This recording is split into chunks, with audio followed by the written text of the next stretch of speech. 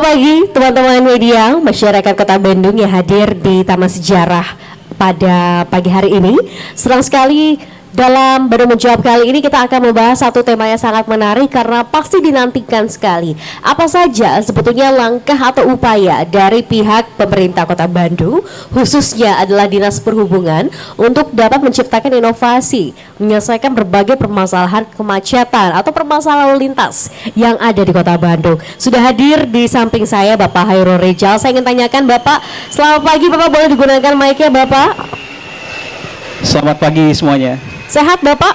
Alhamdulillah. Alhamdulillah sehat. Harus sehat selalu, kita harus jaga kondisi tubuh ya saat ini ya pastinya.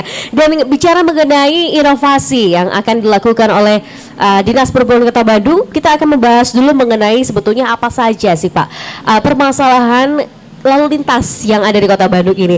Mungkin masyarakat lebih familiar mengenalnya dengan kemacetan, tapi sebetulnya permasalahan lalu lintas yang ada di Kota Bandung ini apa saja sih Pak? Silakan. Terima kasih. Assalamualaikum warahmatullahi wabarakatuh. Waalaikumsalam. Teman-teman media sekalian dan seluruh warga Kota Bandung, terima kasih atas kesempatan yang diberikan kepada kami untuk memaparkan apa langkah yang akan dilakukan oleh pemerintah Kota Bandung ke depan dalam rangka mengatasi berbagai permasalahan transportasi, terutama yang menjadi topik mungkin paling hangat adalah macet. Betul, tidak bisa dipungkirin bahwa macet menjadi konsumsi kita sehari-hari, terutama pada waktu sibuk pagi maupun sore, terlebih sekarang weekend. Bandung menjadi kota tujuan wisata, cukup banyak wisatawan yang datang ke Bandung. Pemerintah saat ini sedang menggodok berbagai program, baik yang sifatnya jangka pendek, menengah maupun panjang, untuk mengatasi dan mencoba mengurangi berbagai tingkat kemacetan. Yang pertama, kalau kita lihat sehari-hari dari jam 6 pagi sampai jam 8 malam, kita tempatkan sekitar kurang lebih 150 personil di kurang lebih 48 persimpangan utama di Kota Bandung untuk membantu jajaran kepolisian dalam mengatur lalu lintas dan mengurai kemacetan. Nah, itu yang pertama, yang jangka pendeknya. Yang kedua, sistem traffic light kita, kalau pada waktu sibuk itu kita atur waktu masing-masing siklus kaki simpangnya agar bisa mengurangi antrian di kaki simpang. Misalnya, kalau pagi itu dari arah timur ke Bandung, itu cukup banyak kendaraannya, itu hijaunya kita lamain. Oh oke, jadi ada pengaturan lampu betul merah ya mungkin, betul mengenal seperti itu, traffic light-nya. Betul, sore sebaliknya. Jadi biar antrian di kaki simpang tidak terlalu panjang, jadi waktunya bisa kita atur. Yang sudah terkonek dengan sisi room kami itu ada 137 simpang, itu sudah terkonek, dan yang sudah ada CCTV-nya sekitar kurang lebih 50-an. Jadi kita bisa tahu kondisi arus lalu lintas di setiap simpang yang CCTV-nya sudah terkonek langsung dengan kita. Dan masyarakat juga kalau ingin mengetahui kondisi arus lalu lintas, itu bisa membuka di web ATCS kita. Jadi bisa melihat real time kondisi arus lalu lintas di simpang-simpang yang ATCS-nya terkonek. Jadi bisa memantau langsung begitu ya. Betul. Oke. Ini menarik sekali karena tadi disampaikan bahwa ternyata mengatur lalu lintas di Kota Bandung ini juga harus melihat pola masyarakat seperti apa begitu. Ternyata ketika pagi hari memang lebih banyak mungkin kendaraan dari arah timur, artinya ada pengaturan traffic light. Begitupun pada saat jam pulang kantor ya Pak ya, ini juga dilakukan pengaturan yang sama untuk sebaliknya, arah sebaliknya begitu. Nah sebetulnya Pak, kalau kita bicara mengenai titik ya kemacetan di Kota Bandung. Tadi Bapak sempat sebutkan daerah timur salah satunya yang cukup padat menuju ke arah Kota Bandung. Tapi kalau kita bicara mengenai titik mana saja yang terpantau sangat padat di Kota Bandung ini, mana saja sih Pak? Baik, kalau untuk pagi itu yang sering menjadi topik pembicaraan utama itu Samsat.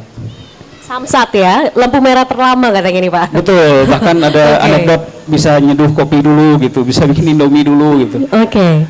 Karena memang simpang Soekarno-Hatta Kircon itu sudah sangat jenuh. Sudah jenuh dari keempat kaki simpang.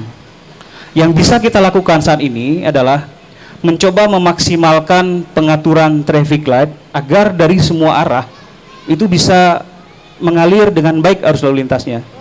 Jadi tidak ngunci di satu simpang. Kalau pagi memang kita prioritas dari arah timur. Kalau sore sebaliknya. Karena memang sepanjang Soekarno-Hatta itu rencana kita ke depan itu akan buat flyover dengan bantuan dari APBN. Nah, untuk tahun ini sekitar 2 minggu yang lalu kami rapat di Jakarta. Tahun ini insya Allah di bulan Juni akan dilakukan groundbreaking pembangunan flyover yang dibiayai oleh APBN dari dekat Simpang Caringin. Dia akan melewati 2 simpang, yang pertama Kopo Soekarno-Hatta, kemudian Cibaduyut Soekarno-Hatta, dan turun sesudah simpang Cibaduyut. Kurang lebih 1,25 kilometer. Dari arah Caringin sampai dengan Cibaduyut ya, Melewati ya? 2 simpang Kopo dan 2 Cibaduyut. simpang. Oke. Itu akan dibangun kurang lebih sekitar 22 bulan. Dan posisinya kalau sekarang kirinya 3 lajur, kanan 3 lajur, nanti sesudah flyover terbangun di atas ada penambahan kiri 2 lajur, kanan 2 lajur, total jadi 10 lajur untuk 2 arah. Kalau sekarang 6, kiri 3, kanan 3, kalau nanti jadi 10. Jadi di 10 atas lajur. 22, di bawah 33. Oke, ya. Ya, dan kita berharap selama proses pembangunan pasti akan berdampak. Pengertian dari masyarakat selama proses itu sangat diharapkan, terutama kesadaran dan kesabaran dalam berlalu lintas. Sadar dan sabar. Oke. Sadar taat aturan, sabar wayana kalau agak sedikit tersendat, ya dinikmati saja. Iya. Karena bagian dari proses mengatasi permasalahan sebuah kota pasti ada dampak ke berbagai pihak. Nah, kita berharap sesudah nanti dibangun, hasilnya akan sangat membantu buat kelancaran lalu lintas. Jadi kalau ekses selama pembangunan dan itu mungkin akan menghambat, ya kami mohon pengertian dari Oke. masyarakat Kota Bandung. Artinya harus sabar dan sadar begitu ya dalam berlalu lintas. Sekarang kalau kita bicara mengenai kemacetan di Kota Bandung dan dicoba dicari solusi untuk membuat flyover, artinya penambahan lajur ini bisa mungkin mengurangi ya Pak ya kemacetan yang seringkali terjadi terutama di area Caringin hingga melintasi 2 persimpangan sampai Cibaduyut ya. Kopo, Cibaduyut ini terlintasi dan kita tahu memang daerah sana cukup padat begitu. Groundbreakingnya akan dilakukan pada bulan Juli ya Pak ya? Informasinya sekitar bulan Junian Juli, dan sekarang persiapan matang dari Kemen PUPR. Kita nanti tunggu perkembangan lebih lanjut, dan kami juga dapat kabar bahwa yang flyover di Jalan Jakarta Supratman Yani dengan Gatsu Lingkar mudah-mudahan tahun ini juga bisa diselesaikan, karena itu dari wewenangnya ada di PU Provinsi. Informasi yang kami dengar juga sedang tahap lelang. Mudah-mudahan habis Lebaran juga bisa dimulai pembangunan penyelesaiannya. Berharap Desember bisa selesai, bisa dimanfaatkan. Mudah-mudahan ya Pak ya Amin. bisa segera dirasakan manfaatnya dengan hadirnya flyover ini untuk masyarakat. Nah, kita bicara kembali mengenai inovasi yang dilakukan oleh Dinas Perhubungan Kota Bandung untuk mengatasi permasalahan lalu lintas yang ada. Kita tahu Bapak, kalau bicara mengenai kemacetan, ini kan seringkali memang saat ini volume kendaraan meningkat, terutama beberapa penyebabnya mungkin karena banyaknya juga transportasi online begitu ya, atau mungkin kendaraan pribadi dari masyarakat yang juga cukup tinggi jumlahnya. Nah, untuk mengatasi permasalahan volume kendaraan yang meningkat itu, apa saja Pak upaya yang saat ini tengah dilakukan? Baik. Yang pertama, dari sisi law enforcement. Dari sisi law enforcement, karena kita tahu bahwa kapasitas jalan berkurang karena hambatan samping.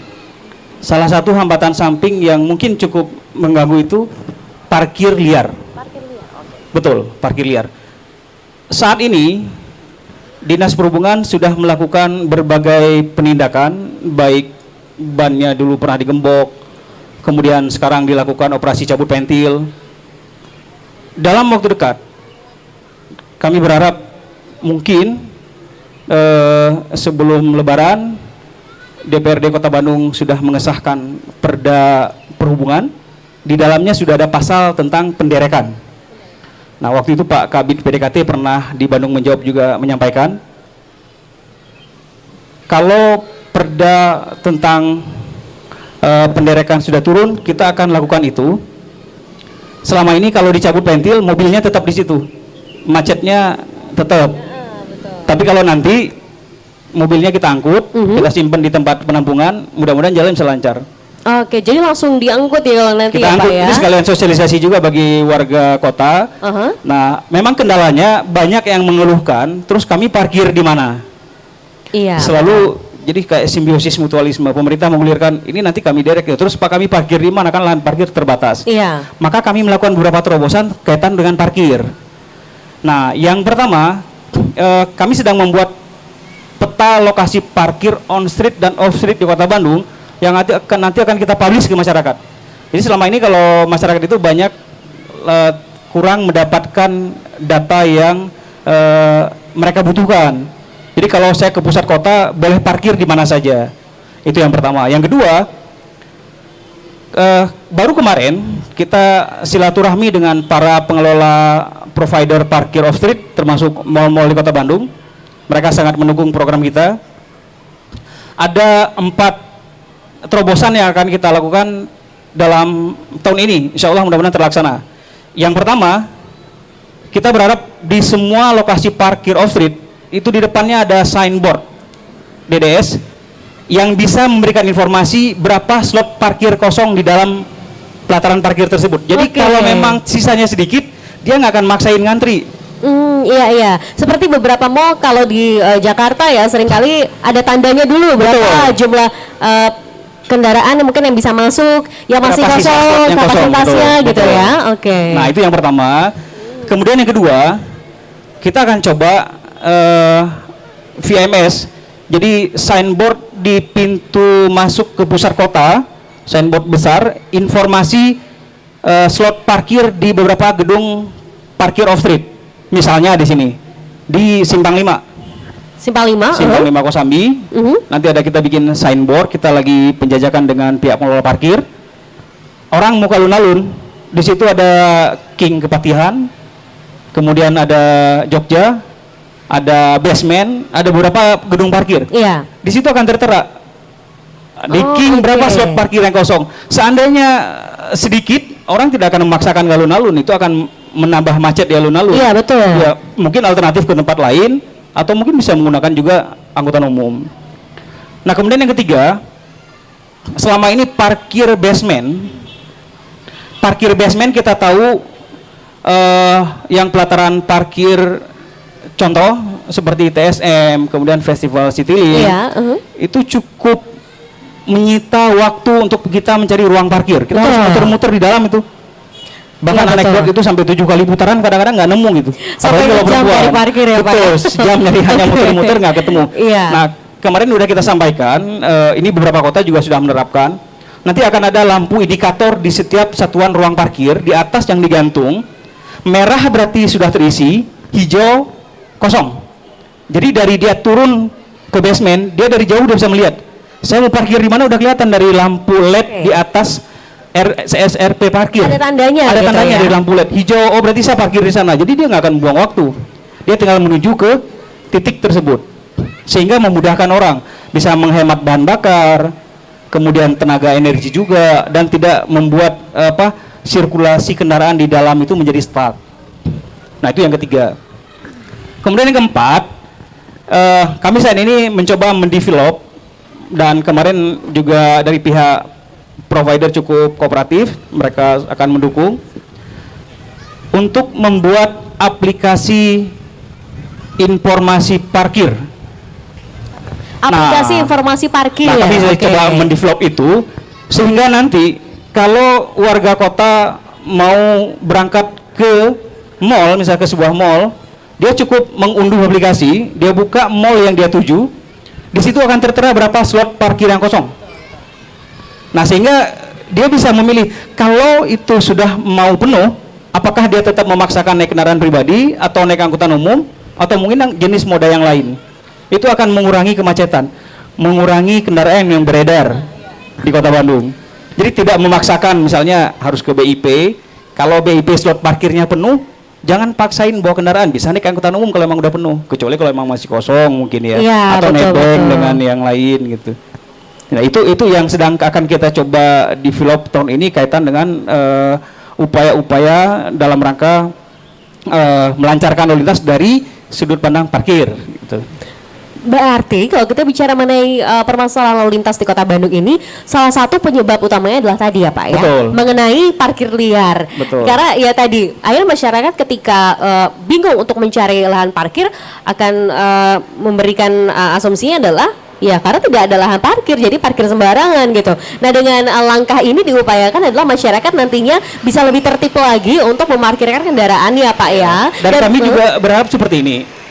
Pengamatan kami di lapangan bahwa warga kita itu belum terbiasa budaya jalan kaki. Okay. Jadi seolah-olah maunya parkir langsung di depan lokasi yang dia tuju. Jadi meminimalkan potensi jalan kaki. Padahal jalan kaki itu cukup sehat. Jalan kaki itu sehat sekali begitu Sangat ya. sehat. Dan anehnya kalau orang kita ke luar negeri Mau jalan jalan kaki, kenapa di kita tidak gitu? Oke. Padahal cuaca di Bandung kan cukup sejuk gitu. Tidak panas ya, tidak panas, sebetulnya gitu. ya. Kemudian trotoarnya juga sudah bagus. Jadi banyak fasilitas untuk pedestrian yang sudah dibuat dan itu bisa dimaksimalkan oleh warga. Oke, baik. Jadi menarik sekali bahwa inovasi yang dilakukan oleh pemerintah Kota Bandung ini bukan hanya sekedar membuat peraturan saja begitu, tapi juga mencoba untuk menyelesaikan apa sebetulnya permasalahan yang terjadi, dicarikan solusinya begitu ya Pak ya. Karena bicara mengenai parkir liar saja mungkin di daerah kawasan Merdeka ini banyak sekolah-sekolah begitu ya, banyak sekali memang titik keramaian yang seringkali penyebabnya adalah karena parkir liar tersebut. Nah, kapan kira-kira Pak masyarakat Kota Bandung ini bisa menikmati berbagai inovasi atau program untuk menyelesaikan permasalahan parkir di Kota Bandung ini? Baik, kami mohon waktu, insya Allah begitu tahap finalisasi nanti akan kami publish juga ke media, ke teman-teman media. Ini sedang kami develop berbagai rencananya dan kami juga sampaikan bahwa saat ini kita harus melakukan langkah-langkah cepat untuk minimal sendatan atau hambatan lalu lintas itu tidak makin bertambah. Kalau kita bicara jangka panjang, betul bahwa pengembangan angkutan umum massal itu menjadi tidak terelakkan. Bahwa sebuah kota yang bagus itu sistem angkutan umumnya sudah berjalan dengan baik, tapi itu mungkin butuh investasi yang cukup besar. Betul. Tetapi yang mendesak yang harus kita lakukan, bagaimana kita melakukan langkah-langkah strategis jangka pendek agar kendaraan tetap mengalir. Dan kami juga akan memaksimalkan manajemen dan rekayasa lalu lintas salah satunya. Jadi itu pernah kami lakukan di beberapa titik dan insya Allah tahun ini juga akan kami tambah lokasi di beberapa titik. Kalau nanti perencanaan kami sudah matang, kami juga akan sampaikan share ke media. Oke. Di saat ini ada beberapa lokasi yang sedang kami lakukan survei, posisinya sedang disurvei, pendataan dan simulasinya sedang kami buat. Insya Allah tidak lama kami bisa publish beberapa titik tersebut ke masyarakat. Karena seperti yang kita tahu bahwa rekayasa jalan ini di Kota Bandung mungkin yang paling terbaru adalah di kawasan Cipaganti ya Pak ya. Sukajadi, Cipaganti, Setiabudi ini sudah dilakukan. Dan artinya masih ada sejumlah wilayah lainnya yang juga diharapkan akan dilakukan rekayasa jalan untuk mengurangi kemacetan ya Pak ya. Mungkin ada bocorannya di mana nih Pak? Salah satunya daerah mana yang nantinya akan dilakukan rekayasa jalan? Saat ini kami sedang melakukan survei terhadap dua titik lokasi. Yang pertama di Jalan Gunung Batu, dan yang kedua seputaran Antapani, flyover Pelangi. Itu sedang kami lakukan survei sudah 2 minggu terakhir ini. Apa dan bagaimana, kami mohon waktu, begitu simulasi kami selesai, kemudian pembahasan dari kami selesai, baru akan kami publish. Kami tidak mau membuat sebuah blunder, belum apa-apa udah terlanjur dipublish, tidak. Jadi ketika sudah mateng, baru nanti akan kami share ke teman-teman. Artinya saat ini Dinas Perhubungan kami sedang bekerja keras, kami sedang membuat kajian dan analisanya. Mudah-mudahan bisa warga kota bisa memahami dan bisa mensupport kami terus untuk memberikan yang terbaik bagi Bandung. Analisanya dan kajian tengah dilakukan agar nantinya memang rekayasa jalan ini tepat ya Pak ya. Betul. Untuk dilakukan di beberapa titik, salah satunya mungkin yang saat ini tengah dilakukan survei ya untuk kawasan Gunung Batu dan juga Antapani. Nah, kalau kita bicara mengenai pelanggaran lalu lintas ya Pak ya, kita tahu bahwa di Kota Bandung juga tidak sedikit masih adanya masyarakat yang mungkin kurang tertib dalam berlalu lintas. Nah, sejauh ini inovasi apa yang mungkin tengah dilakukan juga untuk dapat mengatasi mungkin masyarakat yang masih saja belum tertib begitu dalam berlalu lintas? Baik, mungkin teman-teman sering melihat Instagram kami di ATCS. Itu kami sering melakukan edukasi terhadap masyarakat. Di beberapa lokasi persimpangan itu sudah ada pengeras suara. Kami bisa mengingatkan kepada pengendara untuk taat aturan. Misalnya ada yang nggak pakai helm, ada yang berhenti di zebra cross, atau roda 4 berhenti di RHK, yang berhenti khusus bagi sepeda motor. Itu kami bisa mengingatkan. Dan beberapa kami parodikan, bukan untuk mempermalukan masyarakat, tapi lebih sebagai media edukasi.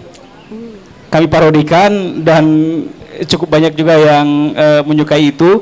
Walaupun mungkin yang menjadi objek parodi kadang-kadang merasa kesel, tapi tidak ada niat kami mempermalukan, itu lebih kepada agar hayulah kami mengajak warga kota, pelanggaran kecil di jalan itu menjadi awal terjadinya kecelakaan. Betul. Jadi kalau bisa jangan pernah memulai pelanggaran, karena kita nggak akan pernah tahu apakah mungkin bisa menimpa yang bersangkutan atau orang lain. Kecelakaan itu bisa terjadi kapan saja. Sebetulnya semua peraturan yang diberlakukan seperti mungkin menggunakan safety belt, menggunakan helm, itu niatnya baik ya Pak ya, untuk para pengendara sendiri sebetulnya ya.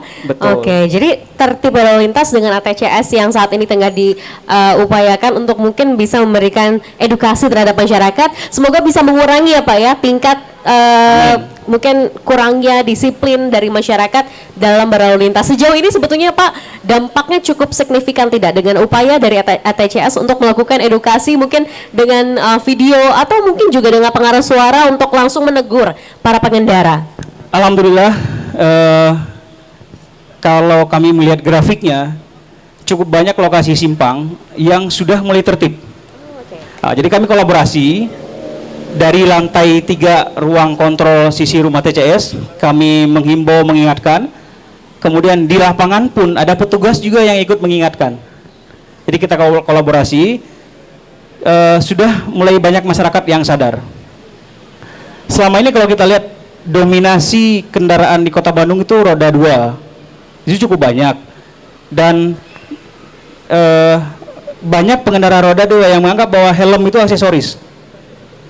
Helm itu aksesoris, padahal fungsi utama helm melindungi kepala. Kenapa kepala? Karena di kepala itu ada otak. Iya betul. Kalau otak jatuh kebentur itu sekali. Betul. Jadi helm bukan aksesoris, tapi pelindung utama dari organ tubuh kita. Jadi ada yang menganggap helm ini aksesoris ya Pak? Mungkin tidak dipakai atau ada talinya atau mungkin ya? Helmnya disimpan di sini.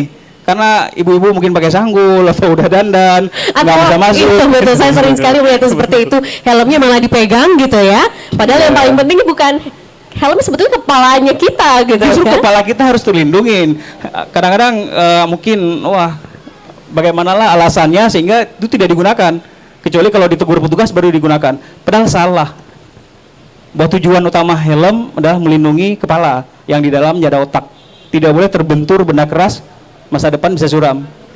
Iya. Nah, untuk tim dari ATCS sendiri, apakah ini memang selalu Pak memantau real time begitu kondisi lalu lintas atau bagaimana sebetulnya kinerjanya Pak? Betul. Kita dari pagi sampai malam itu kita pantau terus, termasuk mungkin pengaturan pola waktu baik hijau merah di setiap simpang, mengingatkan juga ke pengendara, termasuk ke yang parkir liar. Mungkin beberapa yang ada parkir di simpang itu kita himbau segera diberangkatkan. Kalau memang masih bandel, petugas kita tolong datang ke lokasi gitu. Dan mudah-mudahan nanti ke depan kita kolaborasi juga dengan tim bidang BDKT. Jadi kalau memang masih ngebandel ya diderek aja gitu. Jadi biar lalu lintas tetap mengalir gitu. Seperti itu. Kemudian juga bicara mengenai Kota Baru sendiri Pak, sebetulnya adakah mungkin permasalahan lainnya yang juga dicoba dicarikan solusinya, apakah mengenai kondisi traffic light di Kota Bandung atau mungkin juga ada beberapa penambahan rambu lainnya untuk dapat lebih mengatur lagi kondisi lalu lintas di Kota Bandung. Silakan. Baik, saat ini untuk area traffic control system kami sedang penjajakan untuk peningkatan menjadi ITS, Intelligent Transport System.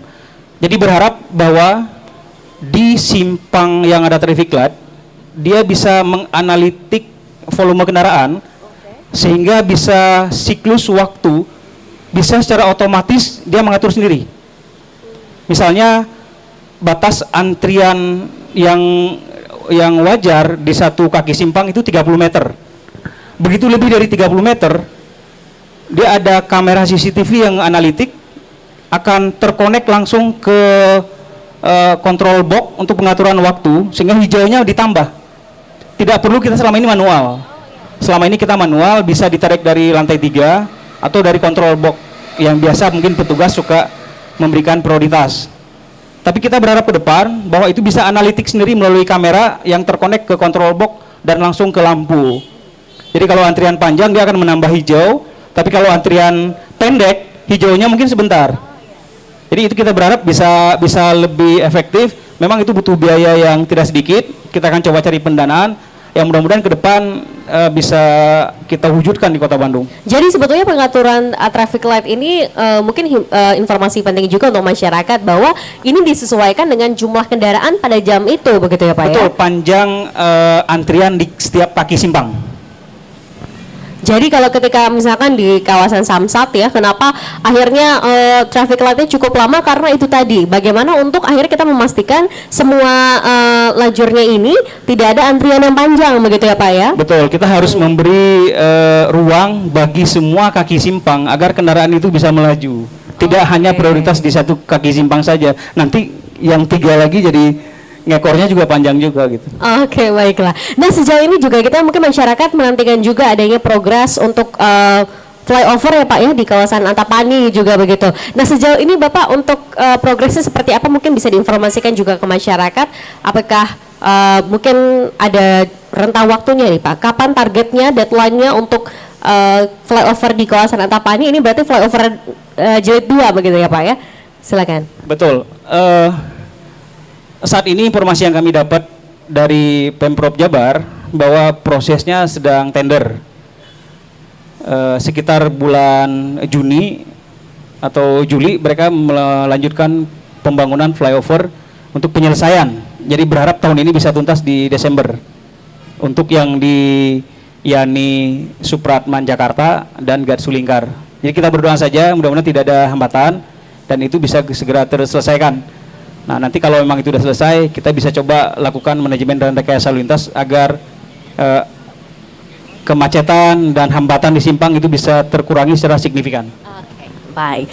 Dari segi infrastruktur jalan tadi sudah kita informasikan bahwa adanya upaya dari penambahan flyover, kemudian juga tadi ada aplikasi untuk kendaraan parkir ya Pak ya. Nah, kalau kita bicara mengenai moda transportasinya, nah mungkin sejauh ini apa saja mungkin Pak inovasi baru yang tengah dikeluarkan juga oleh Dinas Perhubungan Kota Bandung dari segi transportasi publiknya? Silakan. Baik. Saat ini untuk transportasi publik kita punya 5 koridor TMB, kemudian 4 koridor bus sekolah dan 5 trayek bus wisata. bandros. Ke depan angkutan umum berbasis bus ini akan kita kembangkan penambahan koridor lagi, termasuk untuk karyawan. Jadi kita sudah rencana untuk mengadakan bus bagi ASN di Pemkot, dan ini sedang berproses. Mudah-mudahan bisa kita lakukan tahun ini. Nanti detailnya akan kami sampaikan begitu itu sudah siap. Jadi kami mohon waktu semuanya karena ini sedang berproses. Insya Allah kalau satu persatu inovasi yang akan kami lakukan sudah mau kita wujudkan, kita akan sampaikan lagi ke media. Oke, baiklah. Mungkin terakhir Bapak, apa harapan, kemudian juga pesan dari Dinas Perhubungan Kota Bandung untuk seluruh masyarakat Kota Bandung terkait dengan lalu lintas, terutama juga ketertiban berlalu lintas. Silakan Bapak. Baik. Yang pertama, kami berharap bahwa kemacetan itu tidak mungkin diselesaikan hanya oleh pemerintah sendiri. Justru partisipasi dari warga kota lah yang sangat kami butuhkan agar macet bisa dikurangi dengan disiplin dan tertib berlalu lintas. Patuhi aturan. Kalau bisa jangan melakukan pelanggaran walaupun itu sekecil apapun. Mulai dari diri sendiri. Contoh, kalau memang belum punya SIM ya jangan bawa kendaraan. Atau kalau kendaraan itu tidak layak jangan dipaksakan. Kemudian juga walaupun buru-buru tapi tetap perhatikan rambu, marka, traffic light. Jangan karena buru-buru lampu merah juga digas. Kecelakaan. Jangan. Utamakan keselamatan bukan kecepatan. Nah itu. Jadi kami berharap bahwa warga kota termasuk parkir. Kalau datang ke sebuah tempat mall atau gedung-gedung yang mereka tuju, kalau parkir tidak ada, jangan memaksakan parkir di badan jalan, ditinggalin aja. Itu bisa bikin macet kemana-mana, jangan. Seandainya tidak ada parkir, ya cari parkir yang lain. Kalau nggak ada, jangan maksain, naik angkutan umum saja. Gitu. Jadi kami berharap bahwa kepada seluruh warga kota, termasuk para pendatang yang datang ke Bandung, ayo kita tertib dan taat aturan dalam berlalu lintas di Bandung. Insya Allah pemerintah akan berupaya maksimal untuk melakukan berbagai terobosan dalam mengurangi tingkat kemacetan. Tapi dukungan dari warga itu sangat kami butuhkan. Oke, baik, luar biasa sekali. Berikan aplaus yang meriah untuk narasumber kita yang pertama pada pagi hari ini. Jadi boleh kita informasikan bahwa menjadi pengendara yang bijak adalah tugas kita bersama, begitu ya, karena keselamatan kita bersama menjadi tanggung jawab diri sendiri, begitu. Bagaimana kita tetap tertib menggunakan mungkin atribut keselamatan, dan yang paling penting adalah kita harapkan juga nantinya masyarakat Kota Bandung ini perlahan-lahan sudah mau beralih dari kendaraan pribadi menggunakan angkutan umum, karena saya pernah membaca satu quotes yang menarik mengatakan bahwa negara yang maju adalah negara di mana seluruh lapisan masyarakatnya mau menggunakan transportasi publik. Kita harapkan bantuan partisipasi dari masyarakat bisa menyukseskan program pemerintah dari Dinas Perhubungan Kota Bandung. Langsung saja kita akan membahas mengenai Duta Genre, karena kita tahu bahwa Duta Genre ini sudah memang rutin ya digelar setiap tahunnya untuk mencari para duta generasi genre. Ini adalah singkatan dari generasi berencana, begitu ya. Nah, boleh dijelaskan Ibu sebetulnya apa saja program yang tengah dilakukan oleh DPPKB Kota Bandung, khususnya adalah terkait dengan Duta Genre ini. Enggak, boleh silakan menggunakan mic-nya Ibu. Terima kasih. Saya akan memperkenalkan dulu. Saya adalah Endah Komalasari, tadi Kepala Bidang Ketahanan dan Kesejahteraan Keluarga. Kemudian juga ditemani oleh Ibu Fitri sebagai Kasih Ketahanan Remaja DPPKB Kota Bandung. Kemudian juga Mangga, tadi masing-masing memperkenalkan. Saya Sarah dari PIK Kecamatan Buah Batu. Saya bersekolah di Akademi Sekretari dan Manajemen Taruna Bakti. Perkenalkan, nama saya Intan Puspitasari, PIK R Gempur, Kecamatan Cibiru. Saya mengemban sekolah di Stikes Dharma Husada Bandung. Halo, perkenalkan nama saya Fania Melinda Fasi. Saya dari PIK R Rancasari. Sekarang saya bersekolah di Fakultas Hukum Universitas Pasundan. Oke, baik. Jadi ini adalah para duta genre Kota Bandung yang kalau kita lihat ini artinya dari berbagai kecamatan ya. Sebetulnya apa sih Bu duta genre ini, dan apa sebetulnya tugas dari teteh-teteh ini, terutama kalau kita bicara mengenai genre singkatan dari generasi berencana. Apakah artinya para teteh-teteh ini punya tugas besar sekali untuk mengedukasi masyarakat terkait dengan generasi berencana? Mangga silakan. Sebelumnya akan saya sampaikan bahwa ini namanya duta genre. Genre, oke. Generasi berencana. Sebelumnya kami punya salam genre, boleh? Untuk Boleh, silakan. menampilkan salam genre dulu. Boleh silakan Sambil Ibu. berdiri ya.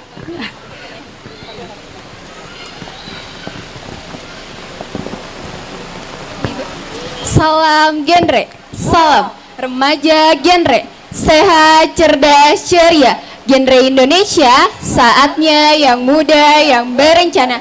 Genre Kota Bandung, berkarakter, berprestasi, Bandung unggul. Wow, luar biasa, berikan aplaus dong.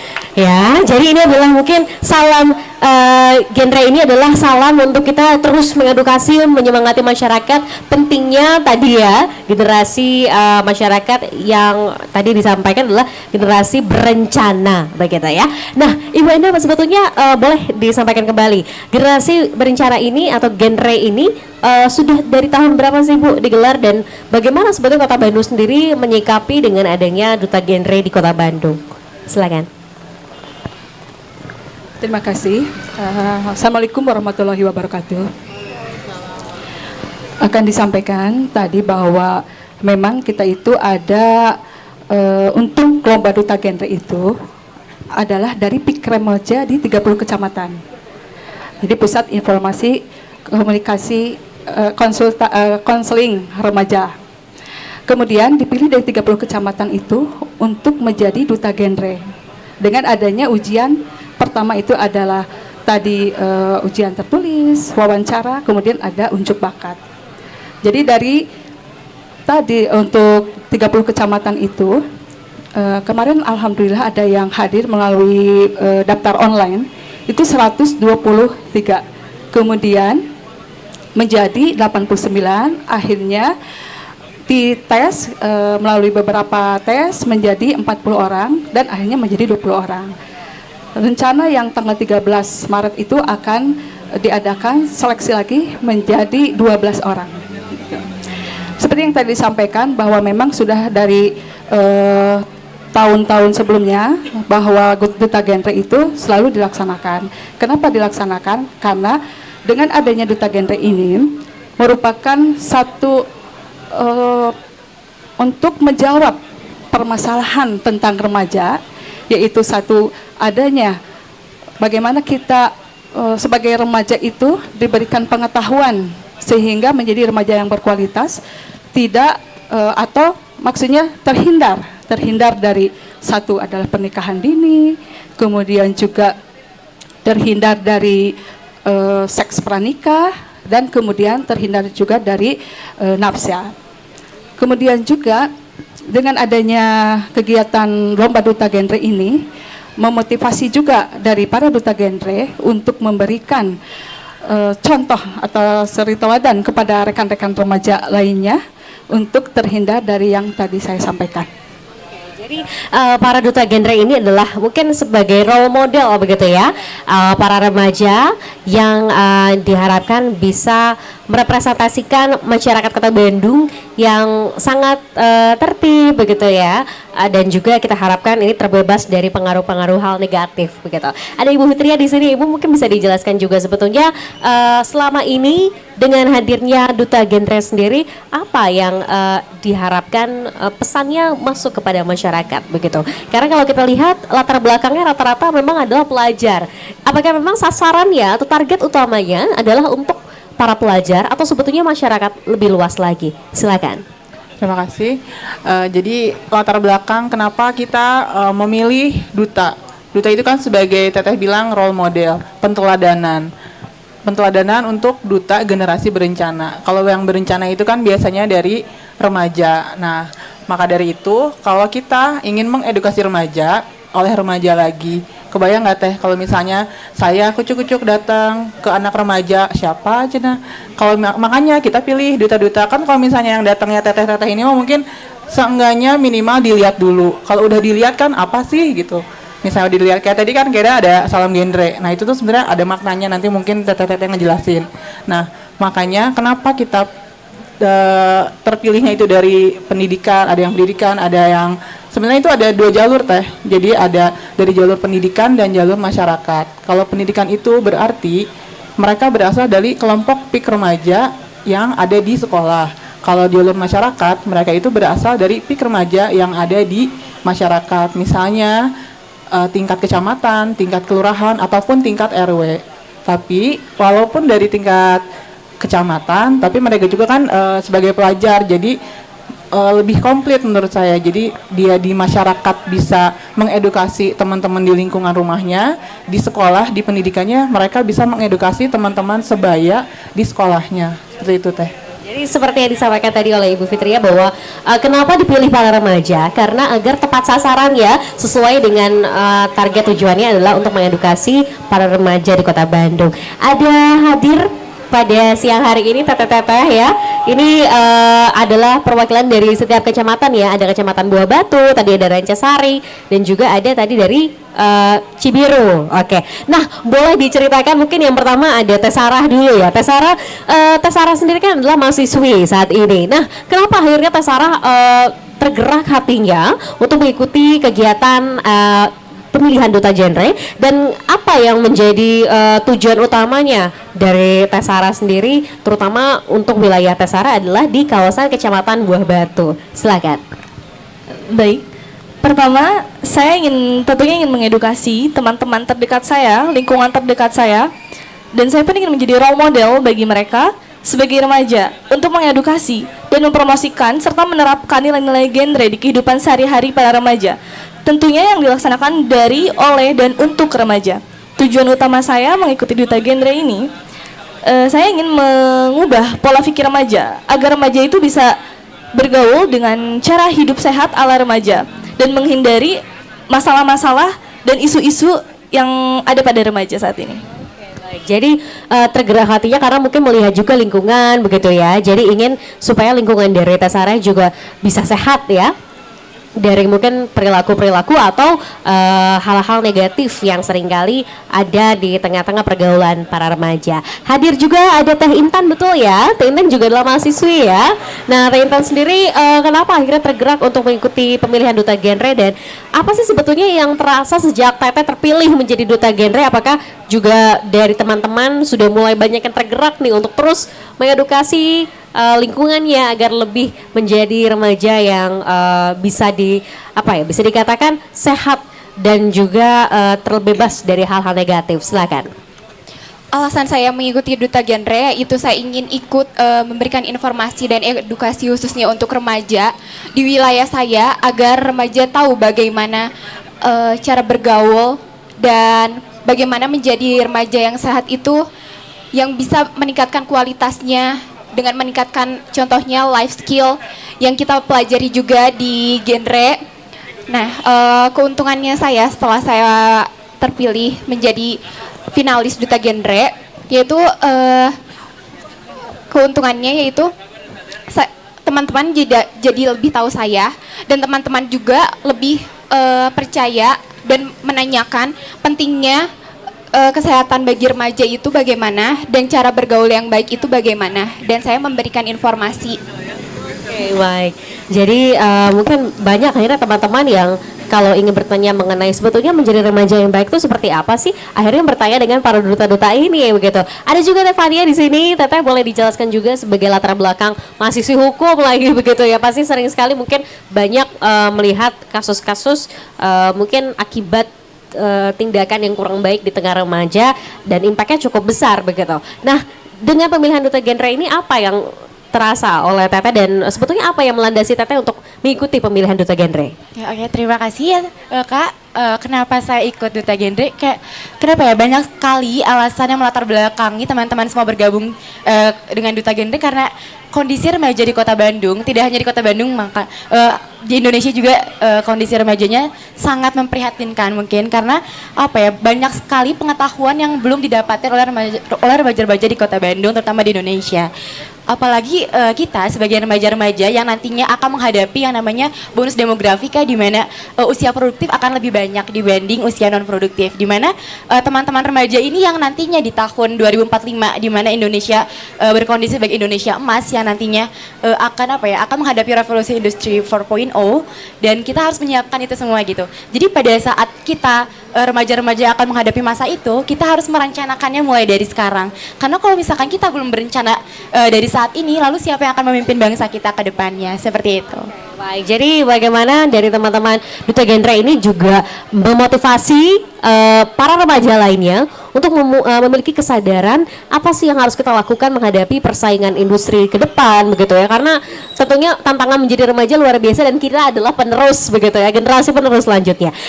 Kalau kita bicara mengenai pemilihan Duta Genre ini, saya dengar kabarnya setiap tahun tidak pernah kekurangan peserta, banyak sekali peserta yang tertarik begitu mengikuti Duta Genre. Sebetulnya apa saja sih Bu manfaatnya para Duta Genre ini nantinya setelah mereka bergabung begitu, dan sebetulnya besar harapannya seperti apa untuk para Duta Genre ke depannya? Silakan Ibu. Ya, terima kasih. Jadi memang banyak sekali seperti yang tadi telah saya sampaikan, untuk tahun ini ada sekitar 123 orang. Alhamdulillah respon banyak sekali dari para remaja di tingkat Kota Bandung. Kemudian tadi berdasarkan hasil seleksi kemudian menjadi 20 besar. Nah, ini hanya ada 3 yang hadir, kebetulan juga lagi sosialisasi di SMA dan di tempat kuliahnya, apa itu Duta Genre, apa itu PIK remaja, seperti itu.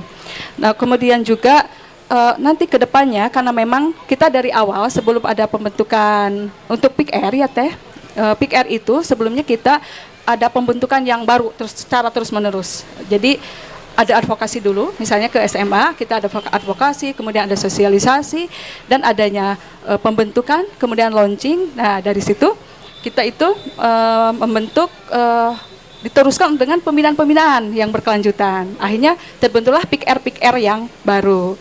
Nah, dari 30 kecamatan yang PIK R di 30 kecamatan agar terarah, maksudnya ada tugasnya yang sangat penting, maka dibentuklah Duta Genre dari 30 PIK remaja di tingkat Kota Bandung. Nah, tugas dari pada Duta PIK remaja Duta tersebut, Duta Genre tersebut, yaitu tadi salah satunya adalah memberikan motivasi, memberikan pengetahuan tadi kepada remaja, yaitu tadi yang ada 4 itu. Bagaimana kita menghindari pernikahan dini, bagaimana kita mempunyai perencanaan ke depannya, perencanaan dalam bidang pendidikannya bagaimana, kemudian juga bekerjanya, kehidupan berumah tangganya bagaimana, atau kehidupan berkeluarganya bagaimana, dan bagaimana terakhirnya kita bergaul di masyarakat. Jadi memberikan contoh-contoh teladan sehingga remaja tingkat Kota Bandung mempunyai atau menjadi remaja yang berkualitas. Itu yang disampaikan. Baik. Nah, kalau tadi kita sudah mendengarkan pemaparan yang disampaikan oleh para Duta Genre ini, sangat kompleks sekali sebetulnya kalau kita bicara mengenai remaja dan peranannya bagi ke depan ya, masa depan kita bersama begitu. Nah, sebetulnya apa saja sih Ibu boleh diceritakan kriteria khususnya yang dipilih gitu dari para Duta Genre ini, selain mungkin latar belakangnya sebagai mahasiswa-mahasiswi begitu ya, apa sebetulnya komponen penting hingga akhirnya dapat dipilih para Duta Genre ini? Silakan. Boleh Bu Fitri ya? Atau Ibu boleh silakan saling menambahkan saja. Mangga. Ya, jadi untuk kriteria menjadi Duta Genre tadi dari usia, bisa dari anak SMA gitu ya, dari usia sekitar 13 ya sampai 21 tahun. Kemudian juga dari tingkat SMA berarti dengan mahasiswa. Dan yang paling pasti adalah PIK remaja di 30 kecamatan. Maksudnya harus menjadi PIK remaja dulu. Jadi anggota PIK dulu. Jadi anggota PIK remaja dulu, baru bisa mendaftar menjadi Duta Genre. Jadi ada ilmu-ilmu dulu ya, ilmu pengetahuan dulu, wawasan dulu mengenai PIK remaja, baru bisa ikut lomba Duta Genre. Karena memang ini berat sekali ya untuk menjadi Duta Genre dengan tadi mempunyai visi misi ingin menjadikan remaja tingkat Kota Bandung itu menjadi remaja yang berkualitas dengan memberikan tadi contoh teladan di 4 yang tadi disampaikan. Bagaimana terhindar dari pernikahan dini, yang tadi itu bagaimana terhindar dari seks pranikah, HIV/AIDS atau nafsa juga. Nah, itu mempunyai peran yang sangat penting sehingga duta genre ini mempunyai peran atau tugas yang sangat berat bagaimana untuk mewujudkan seorang remaja atau maksudnya menjadikan remaja di Kota Bandung itu menjadi remaja yang berkualitas. Apabila remaja telah berkualitas, semoga menjadi satu masyarakat ke depannya yang sejahtera. Itu yang diharapkan. Oke, tadi sempat saya dengar informasi bahwa para duta genre ini punya tugas untuk sosialisasi ya Bu ya ke masyarakat. Nah, programnya apa saja sih Bu? Para tugas-tugasnya dari para duta genre ini di Kota Bandung. Apakah memang ada gelaran rutin sosialisasi atau apa saja sebetulnya tugas pokoknya dari para duta genre? Silakan. Tugas dari para duta ini, jadi mereka itu sebagai kepanjangan tangan dari DPPKB untuk menjelaskan, menginformasikan, mensosialisasikan program-program Bangga Kencana, pembangunan keluarga dan kependudukan dan pembangunan keluarga. Nah itu, jadi mereka ini kenapa kita memilih 20 setiap tahun sebagai amunisi kita setiap tahunnya untuk menyebarkan informasi itu dengan sasaran remaja. Agenda setiap tahunnya itu kita ada 60 kali sosialisasi di Kota Bandung, baik ke masyarakat atau melalui pendidikan, yaitu ke sekolah-sekolah, bisa dari jenjang SMP, SMA ataupun perguruan tinggi. Jadi merekalah ini yang akan menjadi narasumber di setiap sosialisasi itu. Dibekali dengan awalnya mereka memang kelompok PIK remaja, di dalamnya sudah paham sekali tentang 4 substansi genre. Lalu kita setiap tahun diadakan pelatihan PSKS, pendidik sebaya dan konselor sebaya. Nah itu sebenarnya modal mereka harus memiliki dan bersertifikasi PS dan KS, baru bisa mensosialisasi. Jadi nggak sembarang asal dia anggota PIK dia bisa sosialisasi, enggak, karena kan orang yang menjadi narasumber itu harus memiliki kualifikasi tertentu gitu. Jadi di dalam pelatihan PSKS itu nanti diberikan materi-materi 4 substansi genre dan sub-subnya. Jadi mereka tidak akan salah menerangkan, karena kalau misalnya satu orang berbicara salah di depan 30 orang salah, 30 orang salah, menyebarkan lagi salah. Jadi makanya kita bersertifikasi PS dan KS dari DPPKB Kota Bandung. Oke, artinya para duta genre ini harus menjadi representasi yang baik begitu ya dari pihak pemerintah Kota Bandung, khususnya adalah DPPKB begitu ya. Nah, saya ingin dengar juga dari teman-teman, dari Teteh boleh saling menambahkan begitu ya. Apa sebetulnya menurut teman-teman yang harus dilakukan oleh para remaja di Kota Bandung? Kota Bandung ini kan terkenal sebagai kota yang kreatif begitu. Tapi apa sih sebetulnya langkah yang harus dilakukan agar teman-teman di Kota Bandung ini, para remajanya bisa tetap menjadi remaja yang sehat, remaja yang berkesadaran begitu? Apa saja yang sebetulnya harus dilakukan nih? Baik, yang harus dilakukan remaja Kota Bandung seperti yang ada dalam program genre harus menerapkan 5 transisi kehidupan, di mana kita harus menerapkan pola hidup sehat, melanjutkan pendidikan, melanjutkan keluarga, menjadi anggota keluarga, lalu menjadi anggota masyarakat. Nah, lalu di sini kita harus menerapkan pola hidup sehat. Tentunya bukan 4 sehat 5 sempurna ya benar, tapi menjadi gizi yang seimbang. Lalu kita harus menghindari tentang masalah-masalah yang beresiko pada remaja seperti triad KRR, seks pranikah, pernikahan dini, nafsa, HIV/AIDS. Boleh ditambah? Kalau menurut saya, remaja Kota Bandung itu harus memiliki perencanaan yang matang. Karena kalau misalkan perencanaan dari sejak mudanya sudah tidak terencana, bagaimana kehidupan dia di depan? Karena generasi yang berkualitas akan melahirkan juga generasi penerus yang berkualitas. Boleh silakan Ya, menambahkan dari teman-teman saya sudah dijelaskan semuanya bahwa remaja Kota Bandung tuh perlu loh yang namanya 5 transisi kehidupan, ya dari mulai pola hidup sehat, melanjutkan sekolah, lalu karir, bermasyarakat dan sebagainya. Dan selain itu pula remaja Kota Bandung tuh sangat butuh perencanaan yang matang demi melahirkan generasi yang matang pula. Kenapa seperti itu? Karena dalam 8 fungsi keluarga itu sangat dibutuhkan apa ya namanya, penerapan di keluarga-keluarga untuk remaja-remaja di masa depannya nanti yang akan datang, agar keluarga yang tercipta nantinya di masa depan akan sesuai dengan standar yang ada gitu. Jadi anak-anaknya juga dapat mendapatkan apa ya, kasih sayang yang seharusnya dari orang tuanya, dan itu tuh nggak hanya terjadi begitu saja, itu butuh perencanaan yang matang. Maka dari itu kami Duta Genre berperan sebagai PS dan KS harus terus gembor-gembor mengadvokasi teman-teman di luar sana untuk tahu nih, jadi sebenarnya untuk bisa menjadi keluarga yang baik, untuk bisa menjadi masyarakat yang baik, kita tuh membutuhkan perencanaan yang matang dimulai dari diri kita dulu. Seperti itu, Kak. Oke, baik. Kita tahu bahwa saat ini mungkin banyak remaja yang atau mungkin di atas usia 20 tahun yang sudah menikah. Tapi alangkah lebih baiknya kalau mereka ini sudah punya pembekalan yang sangat matang.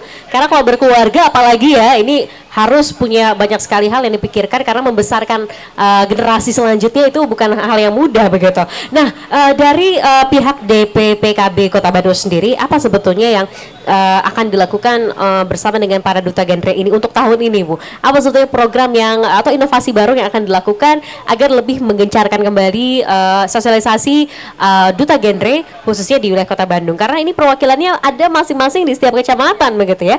Mangga silakan.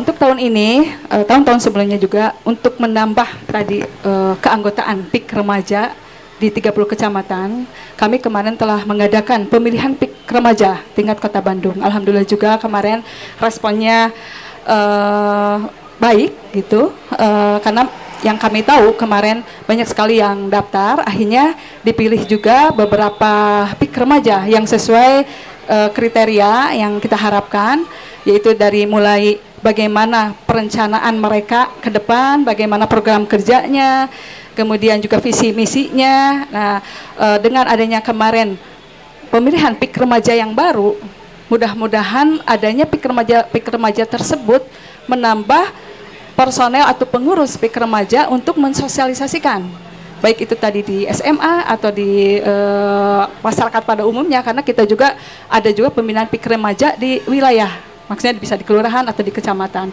Itu maksudnya untuk menambah pengetahuan para remaja di tingkat Kota Bandung untuk menambah pengetahuan dari PIK remaja yang telah terpilih, sehingga mereka mempunyai ilmu dan wawasan yang sangat bermanfaat bagi kehidupan sehari-hari yang berkualitas dan mempunyai perencanaan yang telah disampaikan, sehingga menjadi remaja yang penuh perencanaan, remaja yang berkualitas, dan nanti kehidupannya menjadi masyarakat yang sejahtera.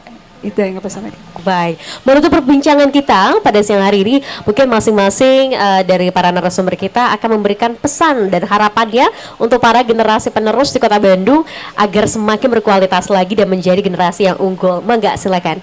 Boleh masing-masing, Ibu dari Ibu Fitria, mungkin dari Ibu Enda, mangga boleh. Oh iya, kami harapkan Duta Genre Kota Bandung yang merupakan dari perwakilan PIK remaja di 30 kecamatan tetap semangat, bisa menjalankan tugasnya dengan baik, dan bisa memberikan contoh teladan kepada remaja tingkat Kota Bandung.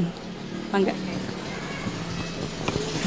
Pesan saya untuk para remaja di Kota Bandung melalui pemilihan Duta Genre ini, semoga semakin banyak remaja yang sadar bahwa perencanaan itu harus dimulai dari remaja, dari diri mereka masing-masing, karena representatif remaja 10 tahun ke depan itu dilihat dari hari ini. Maksudnya saat sekarang anak remaja itu misalnya dia main game, nah 10 tahun ke depan akan dibayangkan akan menjadi seperti itulah remaja 10 tahun ke depan.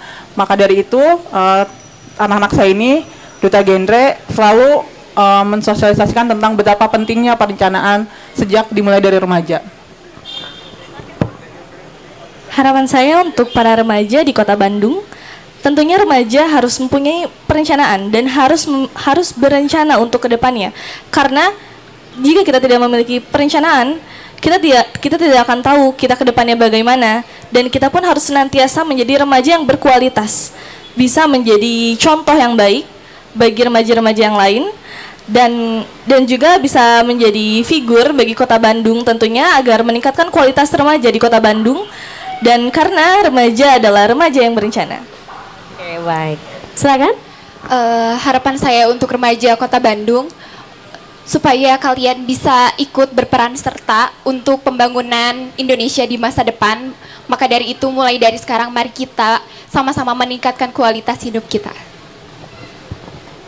Kalau dari saya sesama sebaya nih, sebagai sesama sebaya remaja di Kota Bandung, terutama untuk remaja-remaja di Indonesia juga, lagi-lagi saya tekankan bahwa perencanaan itu yang nomor satu, apalagi untuk para remaja, karena balik lagi ke bonus demografi dan Indonesia emas yang akan datang di tahun 2045 nanti, sangat dibutuhkan perencanaan yang matang, bukan hanya dari diri kita sendiri, tapi teman-teman semua, bukan hanya dari mental, fisik dan segala macam, tapi juga dengan pendidikannya. Jadi jangan hanya memikirkan masalah bukan hanya kesehatan saja, tapi harus dibekali juga dengan emosionalnya, spiritual, pendidikan, life skill dan segala macamnya demi terciptanya Indonesia yang lebih unggul di masa depan. Seperti itu. Oke, luar biasa sekali. Berikan aplaus yang meriah untuk narasumber kita. Pada siang hari ini yang bisa kita kutip adalah mungkin bukan hanya remaja, tapi kita semua harus tergerak hatinya untuk membuat goal setting. Tampaknya penting sekali ya membuat resolusi buat diri sendiri. Karena kalau kita sadar untuk kesehatan lebih baik, pendidikan lebih baik, nantinya juga ketika kita berkeluarga, pastinya diharapkan juga kita bisa menjadi generasi yang mencetak generasi unggul ke depannya. Terima kasih banyak untuk para narasumber hari ini. Kita akan